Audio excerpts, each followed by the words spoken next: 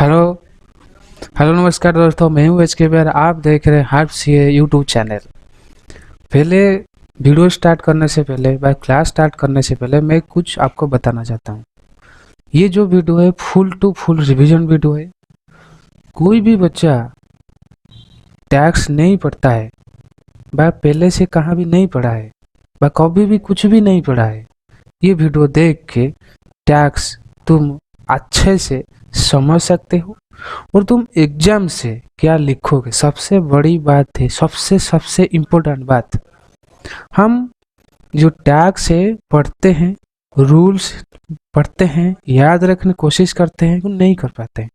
और सबसे इम्पोर्टेंट बात मैं बोलने वाला हूँ, हम तो पढ़ते हैं, बहुत बहुत सारा रूल्स है टैक्स में, बहुत सारा सेक्शन है, बट हम लिखने के टाइम पर हम वहाँ में मार खा जाते हैं। इसी वजह से वो बोलेगा कि बहुत सारे बच्चे को टैक्स का हर सेक्शन याद आता है, बट उसका मार्क रहता है 60 से 25 20 और फेल भी हो जाते पूरा टैक्स में। क्यों? वो लिखना कैसे है उसको पता नहीं, ये पहली बात है। वो दूसरी बात क्या है, कितना पढ़ना है, कौन सा सेक्शन को छोड़ना है, कौन सा सेक्शन को पढ़ना है, ये पता नहीं है। वो सारे पढ़ लेता है। देखो टैक्स में जितना भी क्वेश्चन दिया है, ये तो अकेले 200 मार्क का पेपर होगा कि तुम हमको कितना मार्क देना है, 60 मार्क देना है। इसी वजह से हमको ये दिमाग में रखना है 60 मार्क के लिए कितना पढ़ना है, कौन सा पढ़ना है और कौन सा पढ़ के ज्यादा मार्क आएगा, ये इम्पोर्टेंट ज्यादा है। चलिए इस बारे में आज बात करेंगे और सीखेंगे कैसे लिखना है। मेरा इम्पोर्टेंट हमेशा रहेगा, ये फुल टू फुल रिवीजन है। कोई भी बच्चा नहीं पढ़ा है अभी तक, वो आराम से पढ़ सकता है, लिख भी सकता है, वो पास भी कर सकता है, ये मेरी गारंटी है। जो जो फ्री में अच्छे क्लैरिटी के साथ और कम समय में मेरे साथ पढ़ना चाहते हो अच्छा से, वो पढ़िए। जो पंडित है सॉरी, वो जा सकते हैं और किसी में पढ़ सकते हैं, ठीक है। मेरे क्लास को देखो, सुनो और जानो। एटलीस्ट 10 मिनट 15 मिनट 20 मिनट देखो, उसके बाद पसंद नहीं आया तो छोड़ सकते हो। वो कुछ भी पसंद नहीं है, आप चाहते हो मैं ठीक कर लूँ, कमेंट भी कर सकते हो। एटलीस्ट टाइम दे के देखना चाहिए, समझ के। ज़्यादा नहीं, आधा घंटा 10 मिनट 20 मिनट देखो, तो पसंद आया देखो ना। और मैं एक भी बात बताना चाहता हूँ, मेरे यूट्यूब चैनल पे पूरा सीए इंटर आने वाला है। क्या क्या ये झूठ बोले ऐसा, पूरा सीए इंटर आने वाला है। पूरा सीए इंटर मतलब दोनों ग्रुप आने वाला है। मैं जो बोलता हूँ वो मैं करता हूँ, ठीक। अभी चलते हैं पढ़ाई करने के लिए। फिर रिवीजन कर रहा हूँ, सॉरी एक बार बोल रहा हूँ, ये सिर्फ रिवीजन वीडियो है। मैं डिटेल में नहीं जाऊंगा, जितना क्वेश्चन आता है एग्जाम में उतना मैं पढ़ाऊंगा, और मैक्सिमम जो क्वेश्चन आता है पढ़ने के लिए उसी को ही पढ़ाऊंगा, ठीक है। डिटेल में नहीं जाऊंगा। पास करने के बाद तुम ना जितना पंडित बन सकते हो बनो, कोई तुमको रोकेगा नहीं। बट पास करने के बाद तुम जितना पढ़ सकते हो, बट यहाँ में हमको 60 मार्क के लिए प्रिपेयर होना है, 200 मार्क के लिए नहीं, ठीक है। चलो थैंक यू। अब चलते हैं। पहले देखो question number 1। Question number one से हम थोड़ी जाएंगे और एक चीज में, सेक्शन 80C। पहले डिडक्शन क्या है? डिडक्शन एक चीज है जो ग्रॉस टोटल इनकम से हमको निकालना पड़ता है। नेट टोटल नहीं, ग्रॉस टोटल इनकम से हमको डिडक्शन करना पड़ता है। पहले हम 80C चलते हैं, ठीक है। 80C सेक्शन क्या करता है? Furnishing return of income on और क्या, ऑन और before due date mandatory for claiming deduction under section chapter BI, ठीक है। Furnishing return of income on और before due date mandatory for, मैंने हर किसी को रिटर्न करना चाहिए बिफोर ड्यू डेट से पहले। हमारा ड्यू डेट तो दो है, एक है सितंबर महीने में होता है, वो पहले भी होता है, वो बाद भी होता है, ठीक है। हम मान के चलते हैं सितंबर महीना से हमारा जो रिटर्न होता है। पहले क्वेश्चन को पढ़ते हैं। मैं क्या बार बार बोलता हूँ, ये फुल टू फुल जितना चाहिए उतना ही होता है, ठीक है। मैं धीरे धीरे आगे भी वीडियो लाऊंगा, पर धर लेके आप सुनिए। Mister A For a grant of deduction under section 80JJA, filing of audit report in prescribed form it must for corporate assessee. Filing of return within the due date laid down in section 39(1) is not required. मतलब ये क्या दिया है, वो deduction under section JJA, filing of audit return in prescribe for most corporate asset, एक corporate एसेसी जो grant deduction उसको मिलता है फॉर ऑडिट रिपोर्ट, ठीक है, उसको हम आंसर भी जाते हैं. दिस स्टेटमेंट इज नॉट, जो भी वो लिखा है 80JJ में वो स्टेटमेंट गलत है, एक बार पहले जाते हैं. Section 80C stipulate compulsory filing of return of income on or before the due date specified under section 10. Statement 80C का सेक्शन क्या कहता है, कंपल्सरी एक को फाइल करना ही पड़ेगा तो डिडक्शन चाहिए. तो कहाँ पे करना पड़ेगा, ऑन और before due date of specified under section 10, मतलब ड्यू डेट से पहले करना चाहिए. इतना तुमको याद रखना है, ज़्यादा है नहीं. क्वेश्चन 1 खत्म. फिर मैं स्टडी मटेरियल में सारे क्वेश्चन क्यों करता हूँ, मैं क्या बोलूँ, बहुत सारे एवरीवन इज करेक्ट, मैं पहले से बोल रहा हूँ, इसी मेरा ओपिनियन है. वो क्वेश्चन जितना भी अभी आ रहा है सारे के सारे स्टडी मटेरियल सारे ये क्या करते हैं, स्टडी मटेरियल क्वेश्चन को बीच में लास्ट में देते हैं, वो खुद का क्वेश्चन को बना के पहले में देते हैं. और स्टूडेंट समझता है सारे के अलग बुक लाते हैं, बट क्वेश्चन सारे कहाँ से आते हैं, सारे स्टडी मटेरियल से. इसी वजह से मैं हमेशा चाहता हूँ स्टडी मटेरियल से पढ़ाने, ठीक है. धैर्य देखे, सुनिए और जानिए मैं क्या गलत पढ़ा हूँ, आप भी ढूंढ सकते हैं. मेरा कोई इंटेंशन नहीं गलत पढ़ाने का. कोई 1 का बी देखते हैं, ठीक है. फाइलिंग ऑफ बिलेटेड रिटर्न, मतलब जो return late, belated means late, ठीक है. जो बोलते हैं ना happy new year, belated happy new year, मतलब हैप्पी न्यू ईयर के बाद में जो हैप्पी न्यू ईयर बोलते हैं उसको बोलते हैं late, belated happy new year. 99 sorry under section 139(4) of the Indian act 1961 will be debar on SSC for claim reduction. Belated return को कमी मिलेगा ना, नहीं मिलेगा, हम ये चलते हैं. इसमें क्या लिखा है, अंडर सेक्शन एटीएम, ये एटीएम अंडर सेक्शन क्या है, short term of inter corporate tax ATM, सिर्फ नाम जानो. This statement is correct. Why, section 80C assessee who has furnished his return income on or before the due date specified under section 39(1) to be eligible to claim deduction under section 80M. मतलब कि under section 80C the assessee has to be furnished his return or income on or before due date specified. ये सारे काम तुम कर दिए तो जाके एलिजिबल तुम मिलेगा, किस में, 80M में मिलेगा. समझ के, ज़्यादा में नहीं बोलने वाला. उसके बाद चलते हैं deduction in respect of payment. हमारा पहले क्या था, डिडक्शन सिर्फ 2 चैप्टर में 2 एरिया में डील करता है. एक है रिस्पेक्ट ऑफ पेमेंट, ओके, एक है रिस्पेक्ट ऑफ इनकम, ओके. ये सिर्फ में जो बड़ा अभी एक इंट्रोडक्शन था, जान लो क्या होता है. अभी चलते हैं payment. Section 80C deduction respect of investment in specified asset. ये सेक्शन 80C क्या कहते हैं, 3 बार बोलूँगा. Section 80C deduction in respect of investment in specified asset, deduction in respect of investment in specified asset, deduction in respect of investment in specified asset, deduction 80C, deduction 80C, deduction 80C in respect of investment in specified asset. मतलब section 80C क्या है, investment इन specified asset. Rules क्या है यहाँ में, available only an individual और HUF. क्या लिखा है, available only an individual HUF. Permissible deduction under section 80C 1,50,000. Permissible under section 80C 1,50,000, मतलब ज़्यादा कम समय में ज़्यादा पढ़ोगे मेरे पास में, समझ गए. यहाँ में आता है, ये कर रूल्स पढ़ो पहले. रुक जाओ भाई.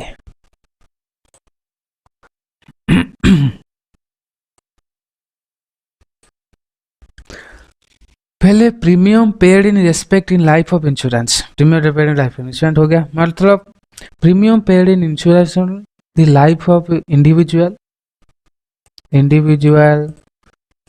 स्पाउस, स्पाउस माने वाइफ जो स्त्री, और एनी चाइल्ड, माइनर मेजर कोई फर्क नहीं पड़ता है।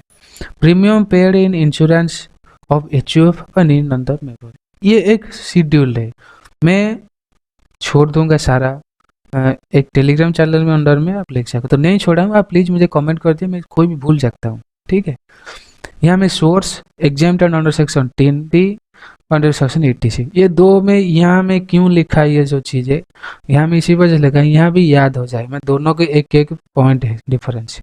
In respect of policy issued before 2004, before 1/4/2003, यदि in case respect of policy issue हुआ है कभी 2003 के नीचे, उसके एग्जाम्पशन क्या मिलेगा, any sum received under LIP life insurance policy not LIC including sum allocated by way of bonus is exempted, क्या लिखा है, बोनस इज एग्जेम्प्टेड एलोकेटेड, जितना हुआ था।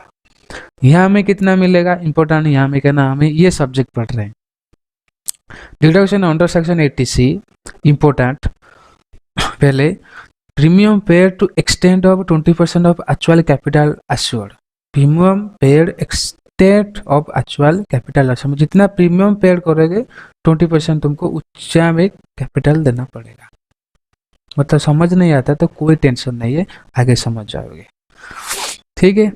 नियमित से भी रीड कर देता हूँ, आप आराम से समझ जाओगे कैसे, आगे प्रॉब्लम करके, इसमें जाना ध्यान मत दो, यानी लिख लो पहले। Policy issued between 1/4/2003 to 31st March 2012, exemption not be available if premium paid during year exceed 20% of actual capital sum assured. Premium paid to the extent of 20% actual sum as well. मैं सिर्फ पढ़ देता हूँ, बाद में समझ जाओगे मैं क्या करता हूँ। Policy issued on or after, not before, policy issued on or after 2012 but before 2013, exempted not available if premium paid during policy exceed 10% of minimum sum assured. Okay, premium paid to the extent 10% of a minimum capital sum assured। ये पढ़ लो, मैं ज़्यादा time नहीं है मेरे पास समझाने के लिए, मैं चलता हूँ क्वेश्चन में। क्यों नहीं, फुल टू फुल रिविजन में कर रहा हूँ, और तो कम समय टाइम में और अच्छे मार्क के लिए भी पढ़ लो। ये इसको ले आता हूँ यहाँ से, हो गया, पॉज करके भी लिख सकते हो। अभी चलते हैं question to.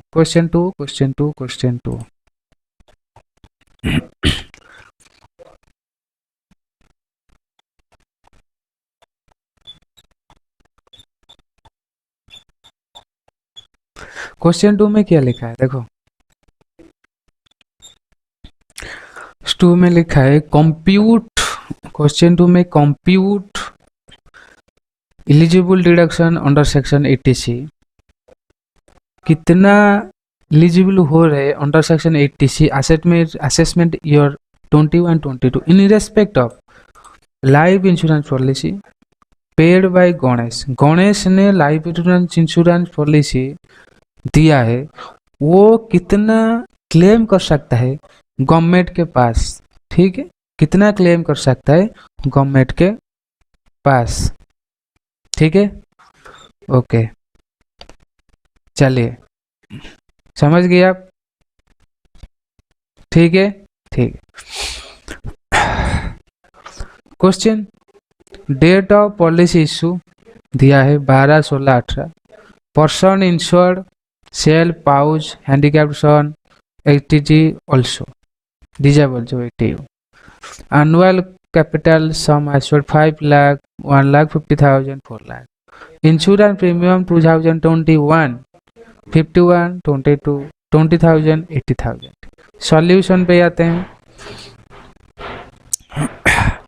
Life insurance policy, date of policy was issued, person include actual capital sum assured, insurance premium paid during 2021, ये सब लिख दिया। आप आराम से पॉज करके लिखते हैं ना। पहले क्वेश्चन क्या है, 2000 12 का, और 30 मार्च 2012 सेल 5 लाख गिवन, क्या 51,000 गिवन, 51,000 गिवन। यह में देखो 5 लाख गिवन, 51,000 गिवन। यहाँ में क्या है, डिडक्शन 51,000, 20%, 20% का पहले ये देखो क्वेश्चन, ये देखो कोई कैलकुलेट निकालो, 5% का 20% कितना निकला, 1 लाख। बस क्या यहाँ डिडक्शन कितना मिलेगा, यहाँ इंश्योरेंस कितना दिया है, 51 लाख। वो तो ज़्यादा तो नहीं दे सकते है ना, 51 से ज़्यादा 1 लाख लिख लो, नहीं 1 लाख और नीचे, ठीक है। यहाँ से ये 5 लाख का डिडक्शन किसके ऊपर लगा, इसके ऊपर डिडक्शन लगेगा, ठीक है। 5 लाख से 5 लाख का डिडक्शन कितना हुआ, 1 लाख। बट दिया है हम तो 51,000 ना, मतलब इसको माइनस करना है ना, कितना है नीचे, ये तो कम है ना 51 लाख से ज़्यादा, क्यों ना 5 लाख का 20% करोगे तो 1 लाख हुआ, इसीलिए 51,000। ये सेम मत नहीं है, ये इतना ही लिखा है, याद रखो। उसके बाद 2016 स्पाउस 1,50,000, 20,000। स्पाउस का कितना है, 10% लिखा है। 1 लाख का 10% कितना है, अरे 1,50,000 10% कितना है, 15,000। यहाँ में 15,000 लिखा है, ठीक है। बट ये 20,000 था ना, इसी वजह से नीचे आया तो 15,000 लिखा हुआ है, ठीक। चलो सर में तो समझ आ रहा है, ठीक है। यहाँ लिखा है handicapped son section 80 U disability 4 lakh दिया है, ठीक है। और ये दिया है 80,000, 4 लाख का 50,000 कितना है, 4 लाख इंटू 15,000 60,000 हुआ है। ये दिया हुआ कितना 80,000 है, यहाँ होगा 60,000, ठीक है। तो ये ज़्यादा होता तो 60,000 नीचे होता, मतलब इसका ऊपर जो अमाउंट डिडक्शन निकलेगा वो ज़्यादा नहीं। मान लो तुम्हारा रिटर्न जो है छोड़ो वो बात, छोड़ो फिर ज़्यादा हो जाएगा, तुम नहीं समझ पाएगा। ये जितना है ऊपर जाएगा तो इतना लिखाएगा, उतने से नीचे आएगा तो इतना लिखेगा ना। ये सब ये डिडक्शन जो हो रहा है, ये जो डिडक्शन है सिर्फ 20% इसका, 15% इसका, 15 का आंसर क्या निकला, ये का ये का ये का ये, ठीक है। थैंक यू, समझ आया, ठीक है। क्वेश्चन 2 कंप्लीट हुआ। अभी इसको पढ़ लेते हैं। Contribution to SPF statutory provident fund, PPF RPF reserve provident fund, এটা प्रोविडेंट, এটা ये फुल फॉर्म याद नहीं है, वो कोई होता है क्या एक चीज, sorry. Contribution name of the individual, his spouse, contribution name of individual, his spouse and any child of the individual, HUF any member of family, maximum deposit 1,50,000। ये जो क्वेश्चन 3 का एक ओवरव्यू है। चलो क्वेश्चन 3 करते हैं।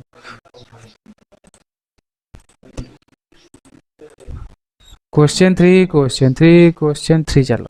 क्वेश्चन 3 में ये लिखा है an individual assessee resident in India has made following। Individual assessee कहाँ का है, इंडिया का है। डिपॉजिट और पेमेंट किया है 21 का, हम निकालेंगे क्या, contribution to public provident fund, PPF जो है ना, पब्लिक प्रोविडेंट फंड 1,50,000। यहाँ में क्या लिखा है, छोड़ो। Insurance premium paid spouse policy taken, तो कब लिया पॉलिसी टेकन, 15 में। एश्योर्ड वैल्यू कितना है, 2 लाख, ये लिखा है 25,000। हम करेंगे डिडक्शन, उसका कितना मिलेगा 80C के अंदर में, एसएसपी 2022 में कितना मिलेगा। चलो शहर में, वहाँ में नहीं जाना, यहाँ में आना, कितना कम में तुम अच्छा आंसर लिखोगे और भी क्वेश्चन भी तुमको अच्छा मिलेगा और आंसर भी मिलेगा, जल्दी पास भी करोगे कम टाइम में। क्या इंपॉर्टेंट, कम टाइम में। Question 3 contribution deduction under section for assessment year 2021-22 particular लिखो। Deposit in public provident fund, यहाँ क्या लिखा है, मिनिमम मैक्सिमम डिपॉजिट 1,50,000। ये इसको याद रखना, ये है रूल्स, ये है तुम्हारा याद रखने वाला चीज। इंश्योरेंस प्रीमियम कितना दिया है, लाइफ ऑफ इंश्योरेंस स्पाउस कितना है 20,000। मैक्सिमम 10% ऑफ एश्योर्ड, 10% कितना है 2 लाख, 10% 20,000, ठीक है। वहां में कितना था 25,000, बट यहाँ में रेस्ट्रिक्शन है 20,000 से ऊपर नहीं होगा, मतलब 10% ऊपर नहीं होगा। Maximum 10% of assured, policy taken on 2015 का नीचे जो पॉलिसी टेकन आफ्टर 2012, यहाँ 15 में लिया है, 1,70,000 टोटल आया है। ये हमारा आंसर हो गया। उसके बाद however the maximum permissible deduction under section 80C is restricted to 1,50,000। क्यों क्यों ये दोनों 1,70,000 हुआ ना, यहाँ में क्या लिखा है 1,50,000 मैक्सिमम डिडक्शन, ठीक है, जो उसको ज्यादा नहीं। ये डिपॉजिट, ये क्वेश्चन है, हो गया। Investment in the 5 year term deposit, ये एक क्वेश्चन है, मतलब इम्पोर्टेंट पॉइंट है, ये इसको याद रखना तुम। Investment in 5 year deposit for a period of not less than 5 year with A schedule bank, maximum limit of investment term deposit 1,50,000, maximum deposit 1,50,000, ये याद रखना, इसे भी इसमें आंसर है। ये क्वेश्चन 3 था। क्वेश्चन 3 खत्म हो गया। नेक्स्ट सेक्शन 80CCC पढ़ाएंगे। नेक्स्ट वीडियो के लिए आप वेट कीजिएगा, जल्दी आएगा वो। प्लीज प्लीज प्लीज सब्सक्राइब और लाइक करना। क्यों? तुम्हारे दिमाग में आप हमेशा आता है क्यों करूँगा मैं, क्यों? तुम पास होने के लिए, क्यों? तुम जल्दी पास होने के लिए, क्यों? तुम फ्री में पढ़ने के लिए, क्यों? एक गाइडेंस मिलने के लिए, क्यों? एक मेंटरशिप मिलने के लिए, क्यों?